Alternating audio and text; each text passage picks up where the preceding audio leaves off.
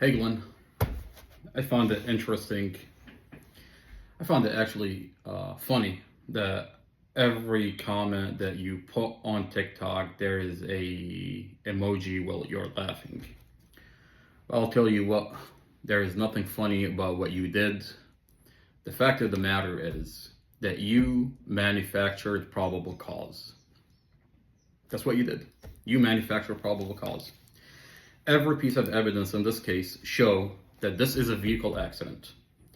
I have a body cam. I haven't released that body cam yet, but I will. Where Investigator Davis is telling you, Glenn, we need you. We need to get Mustafa off the street. We need to get our ducks in a row. Now, I have evidence that Commonwealth Amy Ashworth no processed all your drug charges, your gun charges, no processed everything. What deal did Commonwealth Amy Ashworth make with you that you sat there and manufactured probable cause? Mustafa sits in jail today because you manufactured probable cause. Every piece of evidence showed this is a vehicle accident. And you sit there and you say he did it on purpose. Based on what? The body cam that you sat down with Investigator Davis, you say you didn't see Mustafa abuse Dorothy. That's what you said. But you sit there and tell him he abused Dorothy. And when he asked you, did you see anything? You said no. You said, talk to the kids. Now, I have the forensic interview videos from when the police department sat down with the kids. The kids say you told them that Mustafa abused your mother. The kids are bouncing back to you. And in your interview, you say you didn't see anything. So we have evidence that you coached the kids. You, the neighbor, Nene, Evelyn Horton, who now we know is Amy Hodson, who now we know online she pretends to be Christine Wardo. Now it gets more disturbing to find out why you manufacture a probable cause. Before we go into that, we have a forensic interview from Javen, who says, investigator told me. Investigator told him before they put him in a forensic interview. Which investigator? Investigator Romero. I have the whole file. Coached, manipulated, lied to that child. Those are a 14-year-old, a 10-year-old, a 9-year-old, that their mother died in a tragic vehicle accident. A vehicle accident. And you have an investigator that tell them a bunch of lies before he puts them in the forensic interview. I have the forensic interview. That's what the child is saying. Now, why did you manufacture a probable cause? That's a very good question. Well, I have disturbing recordings from you. You told Charlotte, who sat down with you, on a recorded line. And a while ago, you pretended this is AI, blah, blah, blah. Well, now you're confirming this is you. On a recorded line, you said that 16-year-old Kylie came up to you and asked you to kill Mustafa and make it look like an accident. That's interesting. How is a 16-year-old so comfortable with a 40-year-old man to ask him to kill somebody? Is she blackmailing you? That's a valid question. At the end of the day, you said that Kylie came up to you and asked you to kill Mustafa. You're on a recorded line conspiring to kill Mustafa. Well, today we have a vehicle accident, and the police department, on a police body cam, admit there's brake failure. And we're getting to the bottom of it. We're going to figure out if you had anything with tampering with Mustafa's vehicle. And I love how you go online and say conspiracy. Well, Commonwealth Amy Ashworth doesn't think it's a conspiracy. She sent you a subpoena. The federal government is heavily looking into the Mustafa file and is listening to what you said on a recorded line. And you said a lot of disturbing things. You said that Kylie came up to you and asked you to kill Mustafa, and can we make it look like an accident? You said that 16-year-old Kylie wakes up in your bed after you drug her. You and her do hardcore drugs, and she wakes up in your bed. That's what you said on a recorded line. You said that you force kids to shower. A 9, a 10, a 14-year-old. What 40-year-old man forces kids to shower? That's what you said on a recorded line that the FBI has, that the federal government now is heavily investigating this case. And Commonwealth attorney has no option but to send you a subpoena and look into you. For a while, this case was sealed by Commonwealth Amy Ashworth. And when we go to the federal government and ask them to look into the Mustafa case, they tell you that this case is sealed by the county. There is no way that we can access what is going on. And it's up to the Commonwealth attorney because this is sealed at the state level. And this is to answer your question about why it's taken 2 years to get to the bottom of what you've done with Mustafa's vehicle. Well, unfortunately for you, unfortunately for Commonwealth Amy Ashworth, I have a police officer that supplied me with the whole entire file. And I leaked it on the internet. So now that it's leaked on the internet, the federal government can access this file because it's third party. Once it's on the internet, anybody can see it. It's no longer sealed. So, and that's how the federal government comes in and now have access to this file where Commonwealth Amy Ashworth is no longer hiding behind it's sealed. She can no longer say it's sealed because now it's all over the internet. So, and you have yourself a subpoena.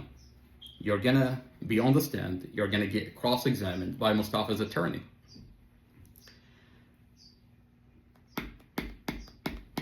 What else?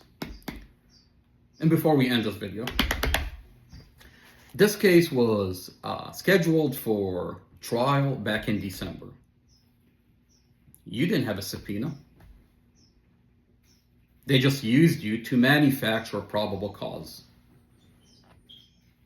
But today, you have a subpoena and you're being dragged into court. The county approved, just approved $50,000. They gave Mustafa a lawyer and they approved $50,000 into this case for the lawyer to hire private investigators and get to the bottom of what is going on in the Mustafa Al-Jazari case. An ex-boyfriend who's on a recorded line conspiring to kill Mustafa. And today we have brake failure.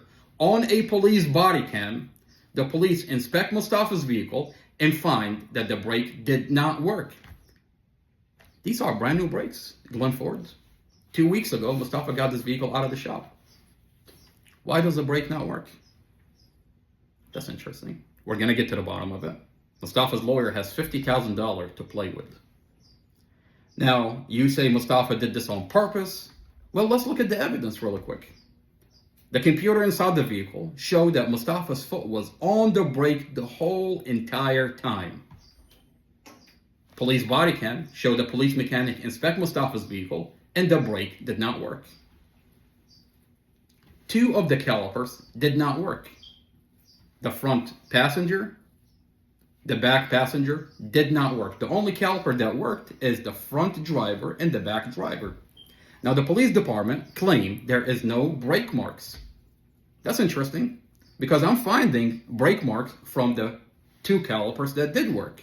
On a police body cam, investigator Chad Mason points at Mustafa brake marks on a body cam. Investigator, and then he calls on investigator Robert Drum, and Robert Drum looks at the brake marks. There are pictures from Chad Mason and Robert drum cameras on the scene taking pictures of Mustafa brake marks. That's interesting that they get on the stand and they say, Chad Mason get on the stand and say, there are no brake marks. Well, I have pictures of Mustafa brake marks. So they lied. Investigator Robert Drum said that Mustafa was arguing inside the vehicle. And he said, Mustafa told me he was arguing inside the vehicle. I have a recording of the conversation between Mustafa and the investigator that Mustafa never said I was arguing. Robert Drum falsified Mustafa's police reports. I have a dash camera that showed they were not arguing inside the vehicle. And this is a vehicle accident. I have a dash camera that's muted by the police department. They say there is no audio. But then I have a documented discovery. Officer Zymus admit they have the audio. Mustafa's lawyer has $50,000. He's going to hire an independent expert to go in and download the audio of the SD card. We're going to get the audio. This dash camera is cut before impact. The police department cut this dash camera. A dash camera does not just get cut before impact. It just doesn't happen. As a matter of fact, there is a camera facing inward and a camera facing outward. This dash camera sees the outside and sees the inside. Why is there 17 frame missing from the inside? This police department is so incompetent that they cut it at 2 different frames.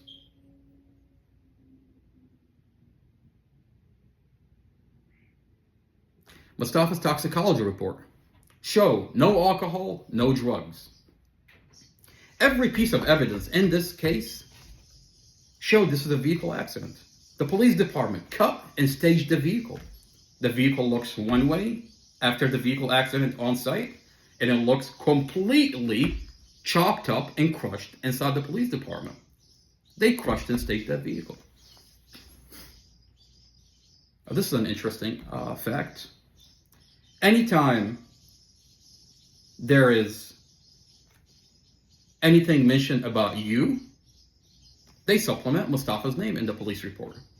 In the police body cam, I have you mentioned by the ex-husband, Divine Jones, that you abused Dorothy, you abused the children, that you were jealous of a 9-year-old, a 10-year-old, and that's why 5-year-old Empress, and that's why you abused them, that the mother loved her children and that bothered you. That's what Divine Jones says.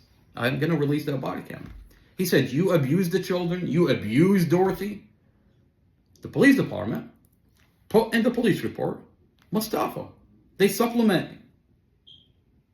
They put Mustafa's name instead of you. That's disturbing. Anytime the history that Dorothy has with Divine Jones, there's a long history of they're separated. There is custody battle over the kids, and there's a lot of abuse in that relationship. They took that history and they put in the police report that it's Mustafa. Mustafa met Dorothy. Mustafa's relationship with Dorothy is 3 months long. Only 3 months. That's interesting. In the police report, it shows that Mustafa has been in a relationship with Dorothy for years. And then they give it to an expert. They lie to the expert. And then she writes her report that Mustafa have abused Dorothy and the kids for years. They took what you did. They took what Divine Jones did. And now it's Mustafa? That's interesting. Oh, that's why the file was sealed. So they use you to manufacture a probable cause. They supplement Mustafa's name where you abused Dorothy and the kids, where Divine Jones abused Dorothy and the kids. And falsify every police report. Every piece of evidence showed this is a vehicle accident. They used you to manufacture a probable cause. And they weren't even going to bring you into this case. But guess what, Glenn?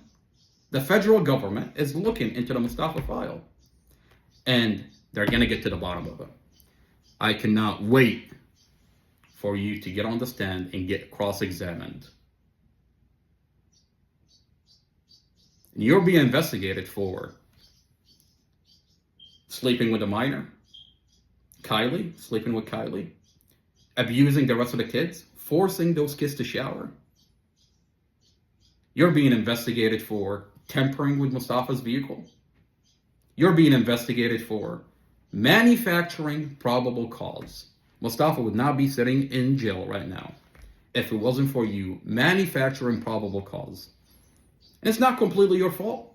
It's the police department that allowed you, used you, to manufacture probable cause about Mustafa. And may I remind this community, Mustafa was engaged in a lawsuit against the police department that dragged from 2018 all the way to the day of the vehicle accident. Am I surprised that they used an individual like Glenn Forde to manufacture probable cause? Evelyn Horton, Kylie, Nene, the neighbor? I'm not surprised. But we're going to get to the bottom of it. We will get to the bottom of it. You've got the federal government to worry about, brother. Good luck.